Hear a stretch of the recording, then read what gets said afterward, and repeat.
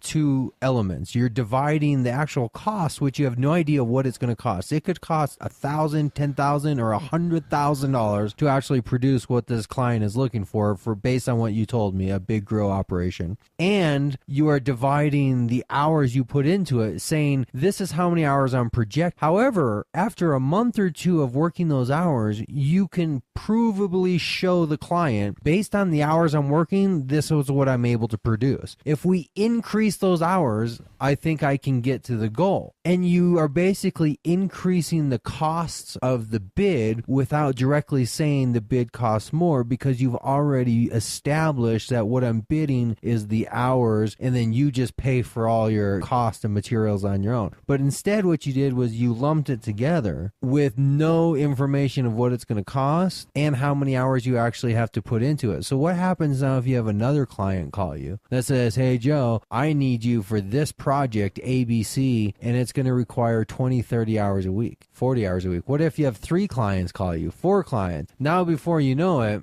you're basically in a chaotic situation. This is where business is. That's why we're going automated. That doesn't even make any sense, going automated. Yeah, it does. Automated. That's like in movies I can when just they sit say in my van, like outside their house in a black van, No. and just, look at their grow and be like, yeah, it's all right. Going automated, it sounds like in movies when they say that we're going online at midnight. We got to prevent this company from going online. Like, what does that even mean, going on? No, it's you're right. It is tricky to bid jobs properly. Right. And it's even trickier when you ask, hey, how do you think we should handle the situation? And I tell you exactly how to handle it, and you do the complete opposite.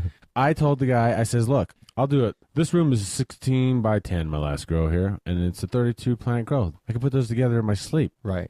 How much do I want to make while I'm sleeping? That's all. No, we've uncovered a deeper root of business and lifestyle, is that in order to maintain a lifestyle in this day and age, we have to produce something called money, which means we can no longer just live off of the land and have our family and just be born and alive and have the ability to kill animals and grow plants and just live. We have to actually produce money. To say you love it and you just want to do it is cool, because that's the inspiration that will make it a successful quality product and hopefully the basis of a quality business. Now you need to take it to the next step, directly business related, that says, how can we make money from this?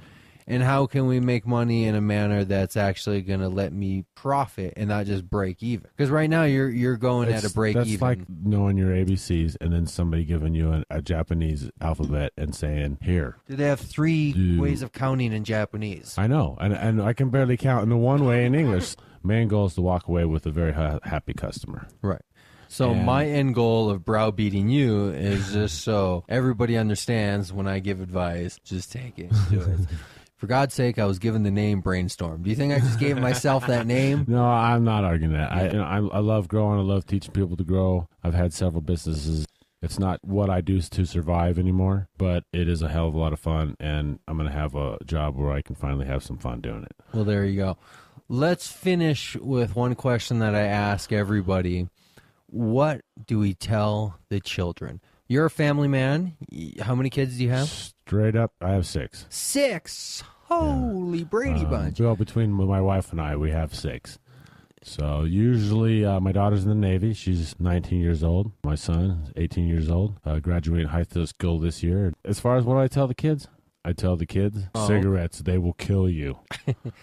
Yeah, I'm straight up honest with the kids. They know we use it for medical purposes. Their grandparents use it. So you've doomed them to a life of smoking. Now they're going to be forced to smoke. Neither of my kids smoke anything.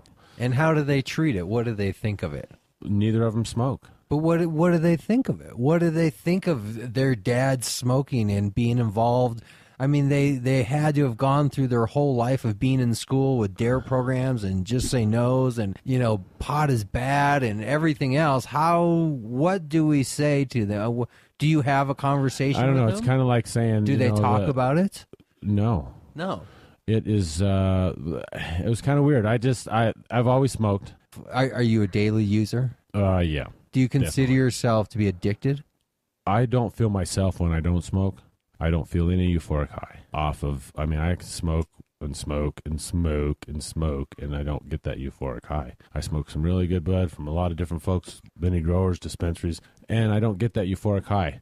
Because I believe the You're talking about the real heady psychedelic, the high, the way they look like on the 70s show when all the lights come on and all everything. Yeah, it's not. I don't see that. The 70s show always looks like the 70s show without all the lights. And you smoke sativas primarily. I try to stay to the sativas because I'm an all day smoker, so I don't like the.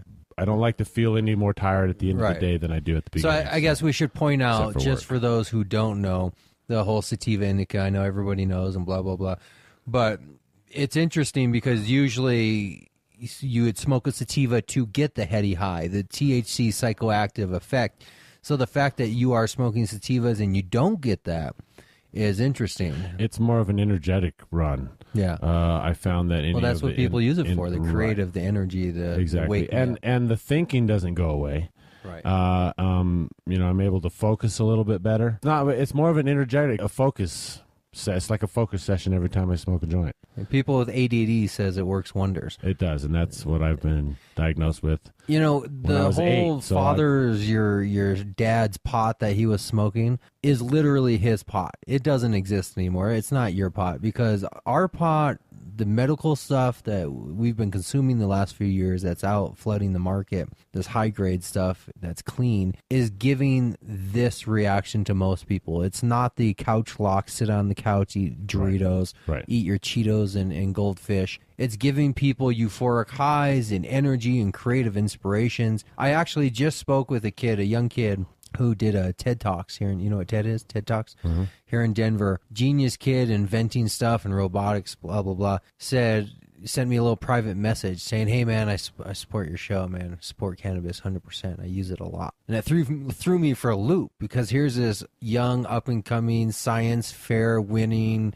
type kid who's out in the world mingling with, big academics, doing great stuff, and there he is, using it for his own mental stability of his own medicinal use, if you will. And it's just one of the few of the millions of stories, people who are using it beyond the short list that's given to you by the state of Colorado. There's a short list of what you can actually declare to get a license, a red card. Right. But there's a whole list of people for things that aren't on the list. Sure. In a medicinal way, to keep you on the straight and narrow, to keep you stable. And those are the powerful stories. So, well, I've been in a few accidents. I'm also a paraglider pilot when I'm not doing other things, and I've crashed a few times.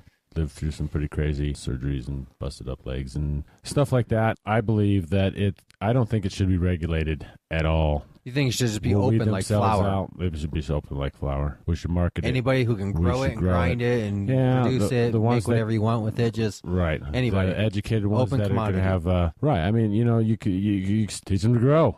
Give me a call, and I'll come teach you to grow it. All right. So where can people find you? What's your contact information if they want to contact you for the seminars, growing help, tech support? Where can they find you? Well, if you want to sign up today and catch the next seminar, you can go to hmoplus.com. That's hmoplus.com. That'll link you right to our seminar site, which is learntogrow.co. Learntogrow.co or hmoplus.com. Any phone number you want to give out? Facebook page? Anything else of where they can hit you? If you go to our website, we'll definitely have the information on there where you can sign up. There's a lot of good information already on there, but you can sign up for tech to support if you have your own grow and you just want to talk about it or shoot us some pictures and stuff like that, and we'll just walk you through it. We do installations of any kind of equipment, anything you need. Anything that we can help with. All right. Anything you need, anything you can help with. Call Joe the Growflounder. All right, man. Thanks a lot. That's it. Thanks for having me, man. We're all done. Come back sometime and anytime you want. We'll hang out and whatever.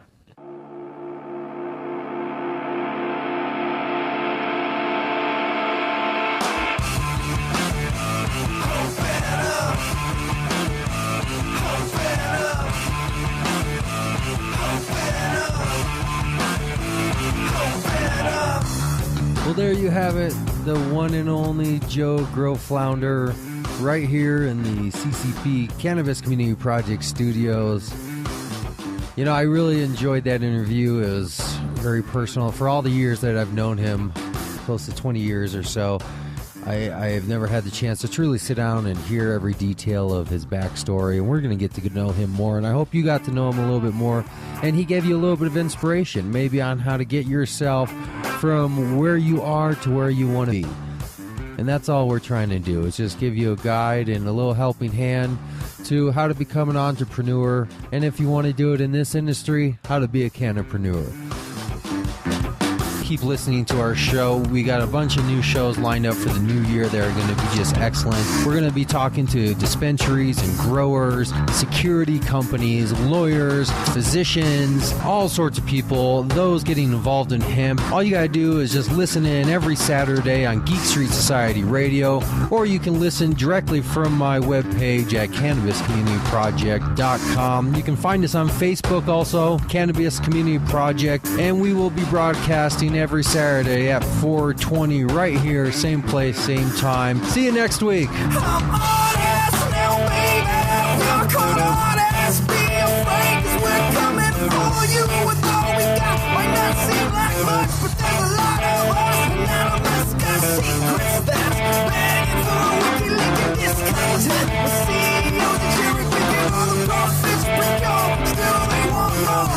be surprised when there's a knock on your door.